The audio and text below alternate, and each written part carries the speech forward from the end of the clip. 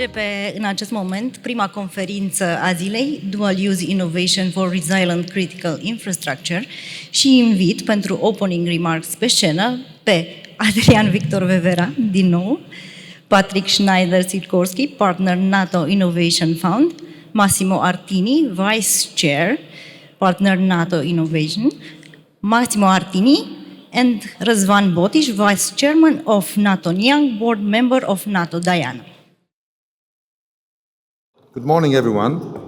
Thank you very much. First of all, let me warmly thank Victor. Just to take a Oh, picture sorry. together. Together, sorry. I don't Yes, understand. Massimo. It's only Romanian. Sorry. Îl invită de asemenea în scenă pe domnul general Gherău, care va avea un mesaj din partea domnului Ionel Bălan, directorul STS.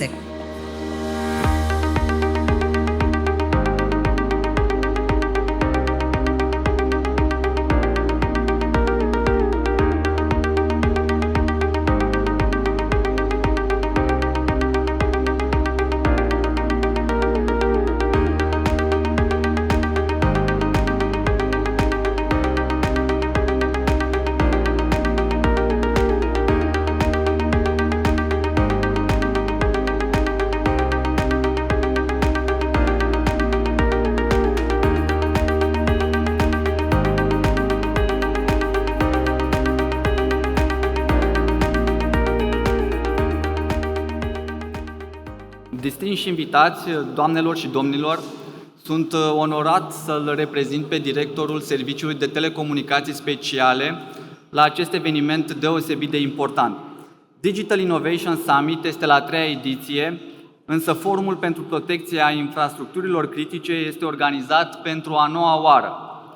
Nu mai este o noutate că acest eveniment este unul de referință pentru noi toți cei care suntem familiarizați cu tehnologiile viitorului și care administrăm infrastructuri ITNC esențiale pentru statul român. Transmit felicitările domnului director și al instituției noastre, domnului director general Vevera și echipei ICI București pentru perseverența și profesionalismul de care dau dovadă în organizarea unui eveniment de o asemenea amploare. Este o oportunitate deosebită să ne reunim aici, experți naționali și internaționali, să împărtășim idei și să dezbatem teme relevante în contextul tehnologic actual. Vedem o societate marcată de o competiție strategică, transformare digitală accelerată și interdependențe între diferite domenii, iar abilitatea de a crea și a integra soluții cu utilizare multiplă reprezintă un pilon esențial în conturarea autonomiei tehnologice. Atunci când vorbim despre dual use, ne referim la o realitate structurală a dezvoltării moderne care facilitează economia resurselor și consolidarea capacității de reziliență a statului român. Serviciul de telecomunicații speciale susține utilizarea eficientă a resurselor ITNC ale statului român prin abordarea unei dezvoltări modulare, atât din punct de vedere hardware, cât și din punct de vedere software. În felul acesta avem flexibilitate, interoperabilitate, dar și o rapiditate în reacție și suplețe în adaptabilitate. Inițiativele noastre pornesc de la convingerea că multe dintre tehnologiile cu potențial transformativ, precum inteligența artificială, arhitecturile modulare, cloud native, sistemele autonome sau soluțiile bazate pe analiză și prelucrare masivă de date sunt dezvoltate simultan pentru diferite domenii și pot fi utilizate în diverse activități. De ce este important să promovăm tehnologiile dual use? Pentru că reduc timpul de maturizare, cresc scalabilitatea soluțiilor și optimizează costurile de dezvoltare și de operare. Vă ofer un exemplu din activitatea noastră. Infrastructura de comunicație a Serviciului de Telecomunicații Speciale conectează într-un mod sigur toate unitățile administrativ-teritoriale din România pentru a asigura, în primul rând, accesul la serviciile digitale guvernamentale, ANAF, REGES, SIAS. Totodată, vorbim de aceeași infrastructură atunci când ne referim la interconectarea agențiilor specializate de intervenție care pot fi alertate prin serviciul de urgență 112, poliție, ambulanță, ISU, SMURD. Un alt exemplu este cloudul privat guvernamental, recent operaționalizat și care prin natura sa este conceput să sprijine proiecte de tip dual use. În paralel, pentru susținerea efortului național de apărare și bună guvernare, STS are o abordare integratoare în ceea ce privește reziliența și securitatea serviciilor ITNC asigurate pentru autoritățile și instituțiile publice. Domeniul securității cibernetice este prin excelență dual use. Sistemele informatice, rețelele esențiale și infrastructurile de comunicații au un impact pe de o parte în mediul civil, însă constituie în același timp și elemente de bază ale arhitecturii de securitate națională. Prin aceste demersuri, instituția noastră își exprimă deschiderea față de proiectele orientate spre inovare și față de integrarea tehnologiilor dual use în procesele de dezvoltare a capacităților statului român. Interacțiunea continuă dintre diferitele medii creează un cadru propice valorificării unor oportunități semnificative pentru optimizarea performanței și creșterea adaptabilității sistemelor de comunicații și tehnologia informației. În acest context, aș dori să subliniez colaborarea excelentă dintre INCI București și STS. Acest parteneriat vizează totodată și mediul academic, operatorii privați din sectorul tehnologic, dar și alte organizații care susțin că adoptarea tehnologiilor dual use este un mecanism eficient de accelerare a inovării și de creștere a competitivității. Doamnelor și domnilor, la acest summit se abordează diplomația cibernetică, protecția infrastructurilor critice și tehnologiile emergente. România a demonstrat că în fiecare din aceste domenii înregistrează progrese semnificative și dispune de potențialul de a se afirma ca lider tehnologic în regiune. Prin evenimente precum Digital Innovation Summit Bucharest, vedem că țara noastră dispune de expertiza necesară pentru a contribui activ la modelarea viitorului digital în condiții de siguranță și eficiență. Iar din această perspectivă, abordarea tehnologică de tip dual use ne aduce mai aproape de o transformare digitală accelerată în cât mai multe domenii. În încheiere, vreau să felicit încă o dată Institutul Național de Cercetare-Dezvoltare în Informatică ICI București pentru acest eveniment și să vă asigur că STS va rămâne un susținător ferm al inovației și al progresului tehnologic în România. Vă mulțumesc și vă doresc succes în dezbaterile în aceste zile.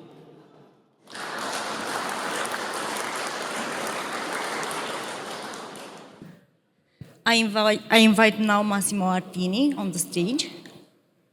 Please, the floor is yours.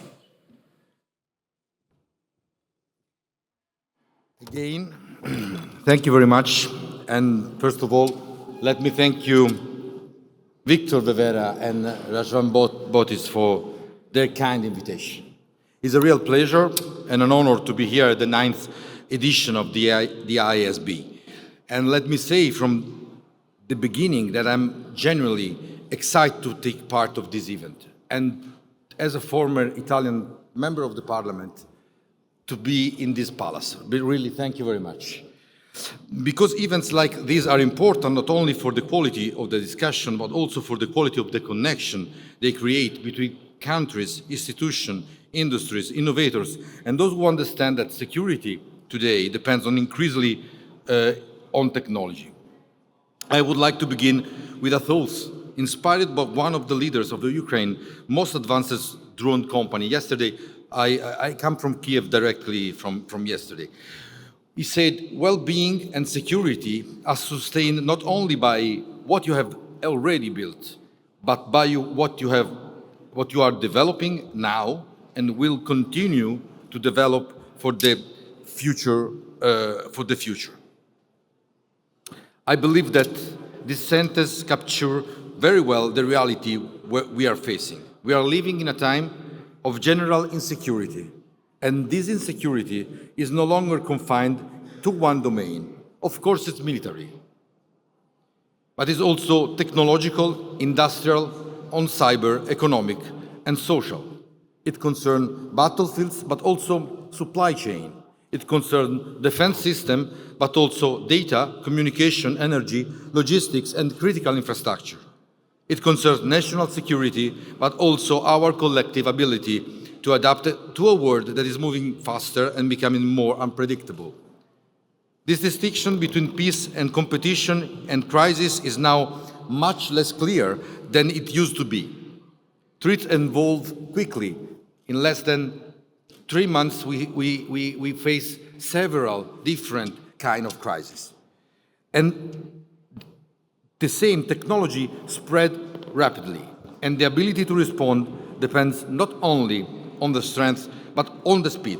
Speed of understanding, speed of adaptation, speed of innovation. This is one of the central lessons emerging from the current strategic environment. What matters is not only what we already possess, what matters is whether we are able to keep evolving, because technological advantage is no longer something that we can take for granted.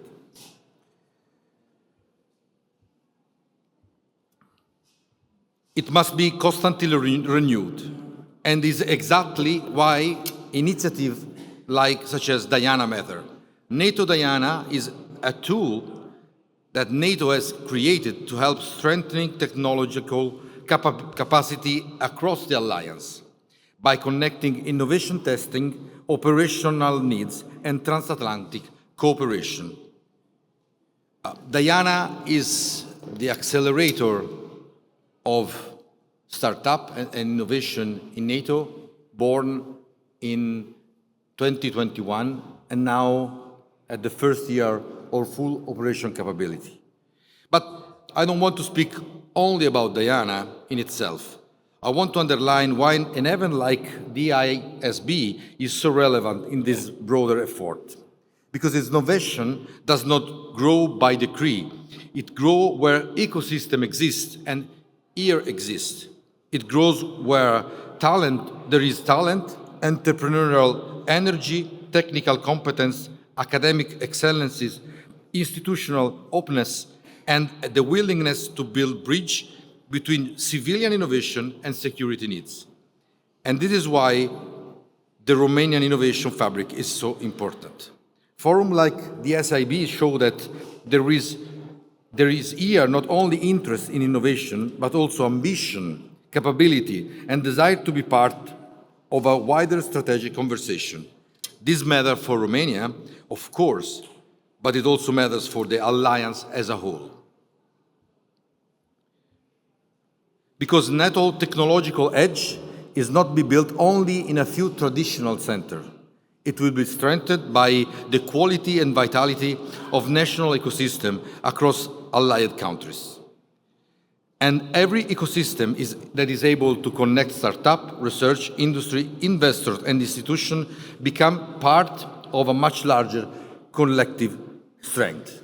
And I would like to announce, I was taken aware by Răzvan Botiș that Romania is able to include in the network of accelerator of Diana a new Romanian accelerator based here in Bucharest. I'm really happy as vice chair of the board of Diana that we expand this kind of network all around the alliance, in particular in the continental Europe that needs this kind of accelerator, that needs this kind of tools to discover innovation where innovation starts.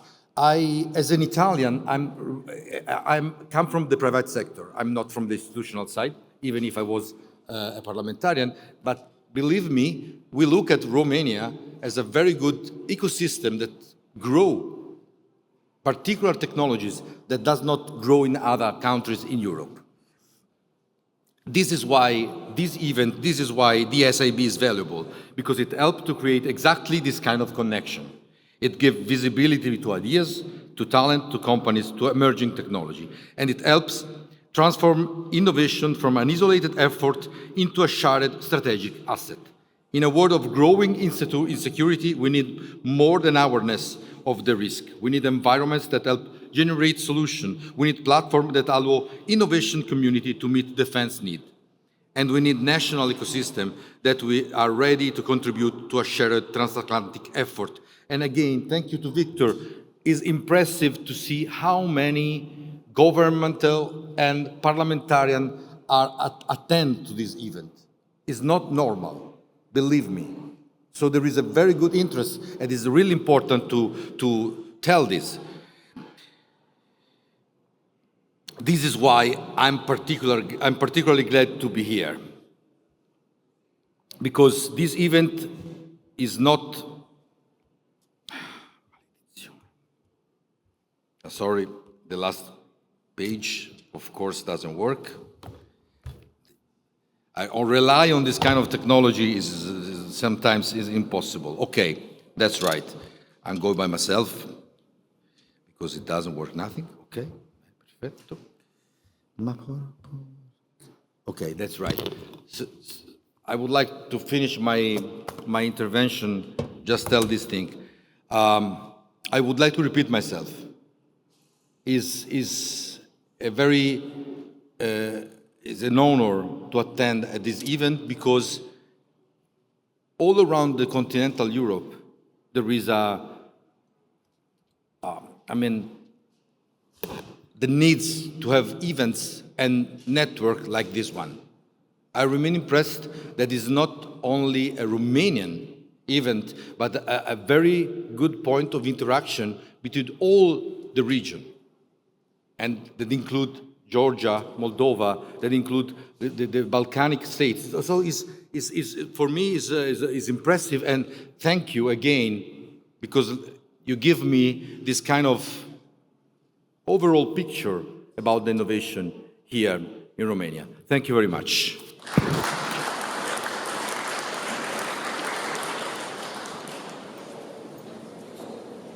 Thank you, Mr. Artini. Grazie.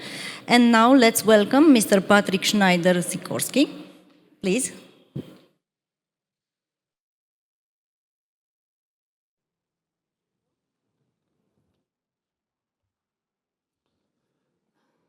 Firstly, I just want to say thank you so much to Victor and to Răzvan for hosting me here, and also for all of your support to the NATO Innovation Fund and the NATO Innovation Ecosystem.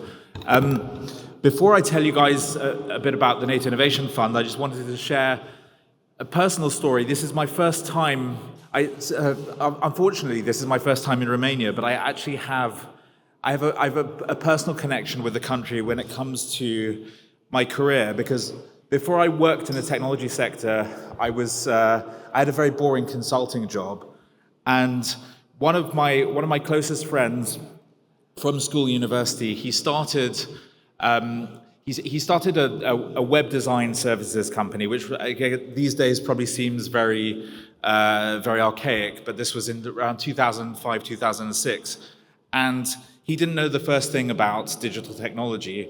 So he looked online, and he found a couple of partners based here in Romania, in Cluj-Napoca.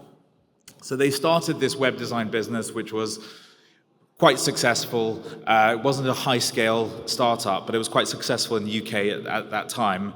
And they stumbled upon the idea when YouTube was acquired by Google, they stumbled upon the idea to create a video advertising business. So many years fast forward, they co-founded a company called LiveRail, which was mostly based out of Cluj, but then moved its headquarters to San Francisco, and eventually was acquired by Facebook for $500 million, which was a big acquisition at the time. It was around the time they acquired WhatsApp, so not the hugest in terms of monetary value, but it was their largest ever headcount acquisition at that time. I think it was one of the first mostly Eastern European headquartered companies that Facebook had acquired. So when I saw my best friend exiting his company, exiting his Romanian company for $500 million and building this incredible tech business, that actually inspired me to go and work in venture capital and work with incredible founders, and that's what I've been doing to this day. So I'll just say thank you to Romania for that, because I wouldn't be here without this country and without the great talent that you have here. So to give you a bit of background on the NATO Innovation Fund, so we're at quite a pivotal point geopolitically and historically. New domains of conflict are emerging in the current landscape, and technology stands at the forefront of addressing these challenges the world faces, both in defense, security, and resilience. Europe is uniquely positioned to lead in this arena, but leadership in this arena is not a given. It must be earned by tackling three critical challenges. First, we must create the conditions for greater private capital flows into defense and dual-use innovation. This means revisiting financial institutions' exclusion lists, which currently hinder the sector's production capacity and innovation. Second, it's essential that European ministries of defense integrate emerging technologies in their defense and security infrastructure. Deep tech dual-use technologies are vital for securing Europe's future. Today, adoption pathways are limited and procurement processes can be lengthy and difficult to navigate. Thirdly, we must incorporate responsible use standards to ensure our industry operates with the safety and ethical principles at its core, and this will be crucial to the adoption of these dual-use technologies within ministries of defense and for public support for the adoption of those technologies. They offer immense opportunities, but also significant risks. So our approach must balance innovation with trust, accountability, and responsible conduct. So to give you a bit of background, who are we in this context? Who are the NATO Innovation Fund?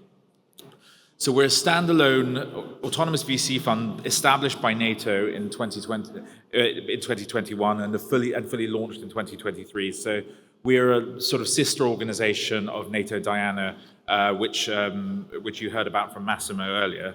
So our mission is to invest in emerging technologies to build a secure and prosperous future for the Alliance's 1 billion citizens.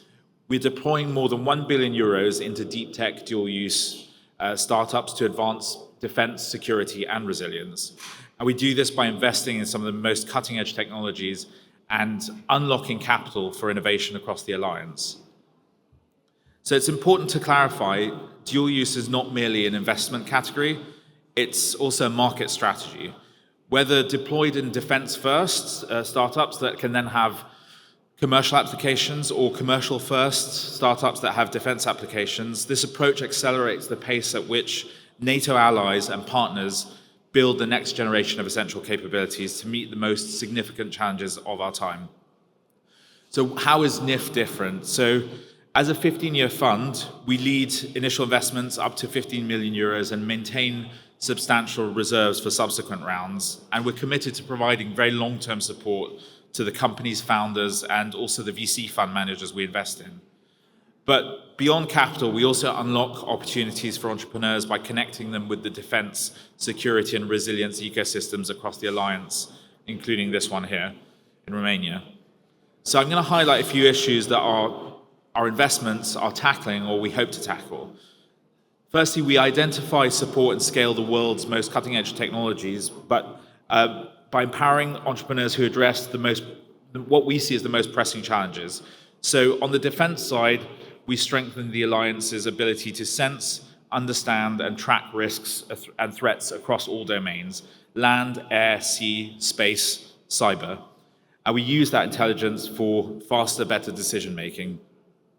We also enhance freedom of operations and mobility, ensuring safe and secure deployment of forces and countering emerging threats. So some examples of the defense startups that we invest in are, we invested in an unmanned surface vessel company called Kraken that creates autonomous ships, similar to the types we've seen in the Black Sea deployed by the Ukrainians. We recently invested in a counter UAS company called Titan in Germany that uses electric UAVs to intercept drone threats and can intercept Shahed drones, which is quite timely. And we have a number of other autonomy startups in other domains. Then on the security side, we focus on energy security, climate risk, securing the energy sovereignty of our nations, and enabling business continuity and protecting critical infrastructure. So that's everything from physical, digital, and I suppose informational. And this is against hybrid threats and cyber attacks in principle. And then on what we like to call resilience, we're working to secure the uninterrupted access to critical resources. So that boosts the resilience of sectors like defense, healthcare, transportation, and also energy. We also promote health crisis preparedness, strengthening vulnerable communities and biosecurity across the alliance. So, I mean, in summary, to maintain NATO's technological edge, we create pathways to meet the demand for what we call emerging and disruptive technologies by government and business leaders.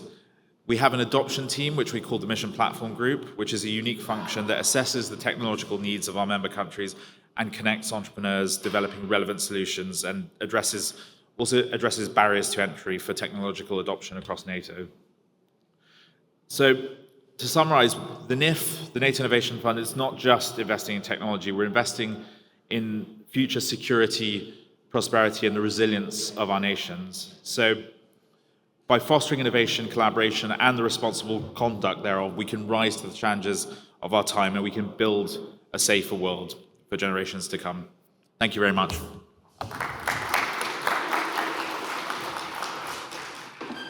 Thank you so much. Îl invit acum în scenă pe domnul Răzvan Botiș.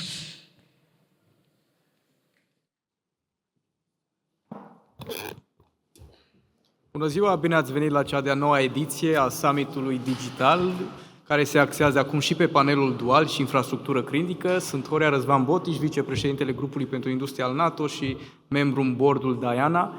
Ați auzit pe Massimo Artini, vicepreședintele DIANA din board, asupra faptului că România are intenția și a propus deja un accelerator de inovare în domeniul apărării care să fie localizat în București, în cadrul Universității Politehnica București, însă vor exista și un set de test centre pe teritoriul României, tot în cadrul acceleratorului de inovare. Acum, înregistrăm pași în ceea ce înseamnă DIANA, cum România a avut în 2023 8 aplicanți, în următorul an 68 și anul trecut 120. Anul acesta avem un inovator care a trecut mai departe, se află în procesul de accelerare al DIANA și beneficiază de un badge de inovare în valoare de 100.000 de euro. La momentul actual va trece în faza 2, unde va beneficia de o valoare de la 1 milion până la 2 milioane, după care Fondul de investiții NATO, NATO Innovation Fund, va investi în tehnologiile duale prezentate în cadrul acceleratorului, astfel încât tot acest ecosistem să se închidă cu contracte multianuale în cadrul agențiilor NATO. Felicităm inițiativa ICI pentru că se poziționează în România ca și un integrator și aduce în fața dumneavoastră oameni reprezentativi din cadrul Alianței Nord-Atlantice în zona de tehnologii duale, infrastructură critică, drone submersibile, drone aeriene, drone terestre și tehnologii duale care au aplicabilitate și pot avea aplicabilitate în domeniul militar.